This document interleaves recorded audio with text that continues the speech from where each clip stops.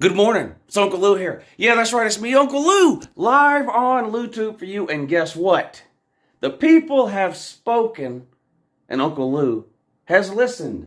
I asked you guys, I think it was yesterday, what should I do with this pile of trash helmets belonging to teams that aren't any good? And a lot of you said, Uncle Lou, when you do your top 25 video coming up, I do 3 top 25 videos in the off season. That's it. I don't do 100.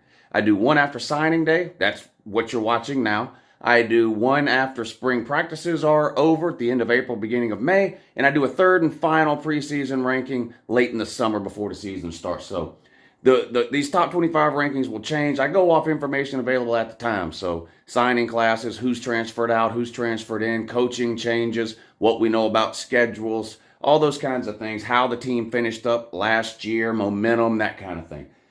So that's what we're going to do starting right now. I will pick the helmets out of the pile of trash and we'll put them up on the shelf top 25 style. That's what you guys wanted to see, so that's what we're going to do. Before we do that, how about some garbage that was not quite good enough to make the first preseason top 25? Ole Miss, you barely missed out. You're not quite good enough. You're too much of garbage to be in the first top 25. Troy, almost put Troy in there as a group of 5.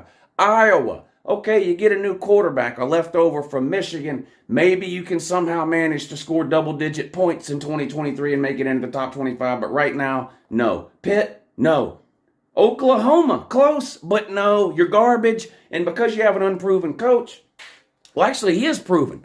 It's a proven loser so far. Oklahoma's worst season, and since God knows when, under Brent Venables. Now, I do expect Oklahoma to improve, but I don't think there's any legitimate reason you can find right now in the preseason to have them in the top 25. Maryland, outside the top 25, and James Madison, another top 25 team that I considered, or another group of 5 team that I considered, but not quite good enough to get into the initial top 25. Let's start with number 25, the biggest turnaround in college football history.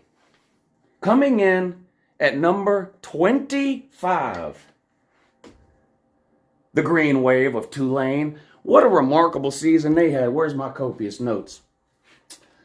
12-2 last year, made a New Year's Six Bowl, beat Southern Cal.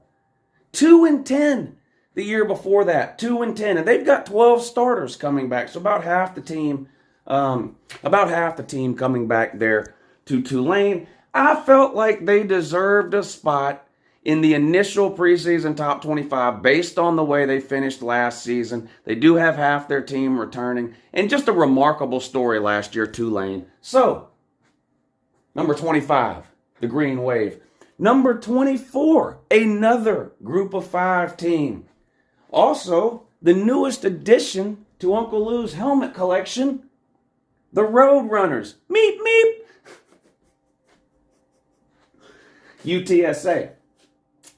UTSA comes in at number 24 in my initial way too early, ridiculously early top 25 for 2023. 15 starters returning to the Wile E. Coyotes. They were 11-3 last year, 8-0 in Conference USA, won Conference USA, but no longer in Conference USA. A lot of rearranging going on. I mean, we all know with the Big 12 expansion, right? So they took Cincinnati, BYU, Houston, Boise State.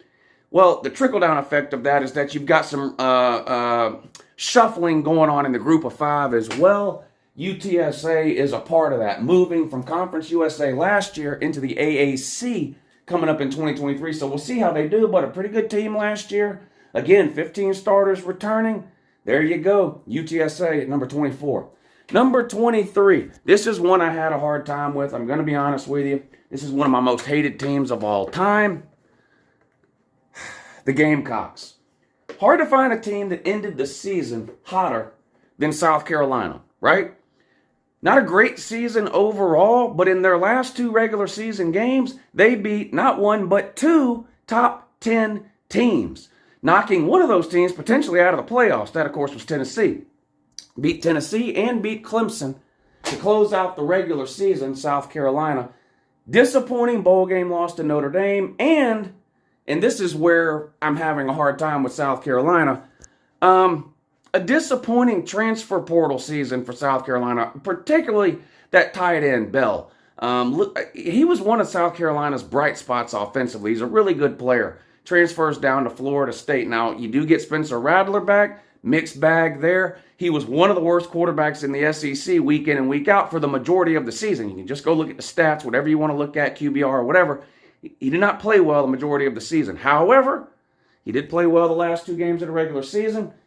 Another year in Columbia for Spencer Rattler. We'll see what he can do. I've got South Carolina at number 23. Number 22, Pac-12 team. Where's this? Here it is. The Fighting Chip Kellys. The Bruins of UCLA. The Pac-12, I think, again in 2023 is going to be one of the most interesting conferences in college football. My concern for the Pac-12 as a whole is that there's a lot of parity in the Pac-12.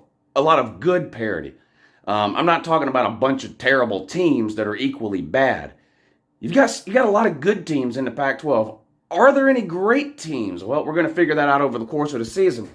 But quarterback play is going to define the Pac-12 this year. And unlike the higher-ranked Pac-12 teams in my preseason top 25, UCLA has turnover at the quarterback position. They brought in a transfer from Kent State. Now, Kent State had a pretty good offense last year. They also signed very highly rated QB Dante Moore in this year's signing class. We'll see what they decide to do. They've got a fairly favorable schedule by Pac-12 standards. They avoid Washington and Oregon, which are 2 of the better teams in the Pac-12 for 2023.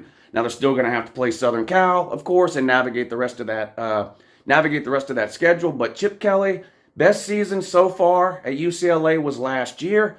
Losing Dorian Thompson or whatever the quarterback was, is a blow. But we'll see one of those 2, either the transfer from Kent State or is that freshman going to be ready to go. But UCLA, an interesting team to keep an eye on in 2023, as is the entire Pac-12, I think. I've got UCLA at number 22 in my first way too early poll. Another sort of kind of out of the blue team, I think, the Indiana Jones, Texas Tech, and the Raiders of the Lost Ark. The Red Raiders of the Lost Ark, too. I've got Texas Tech in my preseason top 25. A very interesting coaching situation there in terms of really what they decided. I think they rolled the dice. Now, what they did, they went out. This was before last season because this would be the coach's second season. But he didn't have any college experience, really. But he was prolific Texas high school football coach. Has connections all over the state with every school, all the coaches. Okay, sorry about that. Hit the wrong button, cut the recording off. What were we saying? Texas Tech head coach, prolific high school coach, a lot of connections. We'll see how it works out. A pretty good year last year. They actually beat Texas and Oklahoma in the same season for the first time, I think, ever. But definitely for the first time in a long, long time. They get their quarterback back as well. 16 starters return. The Big 12 and the Pac-12 to me, and look, people misunderstand when I say the Big 12 and the Pac-12 are 2 of the most exciting conferences in football. I'm not suggesting they're the best conferences in football. I'm not saying they're better than the SEC or the Big Ten or what. It's not that. I just mean week in and week out this past season, and I think again next season, some of the best games of the week are going to occur in the Big 12 and the Pac-12. I think it's the 2 toughest conferences to figure out sort of a pecking order, right? Like if you had to tell me right now who are in order, the top 5 teams in the Pac-12 and the Big 12, I think that's harder to do than the Big Ten, the SEC, or the ACC in particular, or even if you wanted to go with the top 3. You've got several really good teams in the Pac-12 and the Big 12. I'm not sure if there are any great teams at all in the Pac-12 or the Big 12, and it could be the type of thing where, the teams are so equally good that they all knock each other off, and you have a situation where maybe everybody finishes with 2 losses, so no one makes the playoffs from those 2 conferences. It's not an indication that those 2 conferences then are terrible. Now, there have been years recently where the Pac-12 has been really, really bad. The Big 12 has been really, really bad. Wasn't the case last year. I don't expect it to be the case in 2023. I've got Texas Tech coming in at my way too early preseason poll at number 21. Let's get to the top 20 in that.